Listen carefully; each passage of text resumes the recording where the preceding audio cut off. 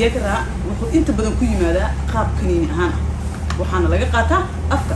Kaniinigan Viagra wuxuu leeyahay doosas kala duwan. Wuxuu ku yimaadaa 25 miligram, 50 miligram, 100 miligram. Saddexdaas doos ayuu ku yimaadaa. Waxaana la qaataa inta badan hal saac ka hor xilliga galmada. Sidoo kale waxaa la qaadan karaa 30 daqiiqo ka hor xilliga galmada. Kaniinigani wuxuu shaqayn karaa muddo gaaraysa ilaa 4 saacadood.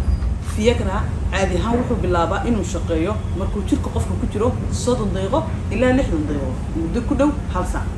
wuxuuna shaqayn karaa 5 saacadood. balse markii qofka uu dareenka bilaabo saacad kadib wuxuu jirka si toos u shaqayn karaa ama xubinta u kacsanaan kartaa muddo 4 saacadood. inkasta oo 4 saac kadib ay daawada qofku jirkiisa ku sii jiri karto balse meesha uu ku joogsanayaa dareenkii kacsanaanta.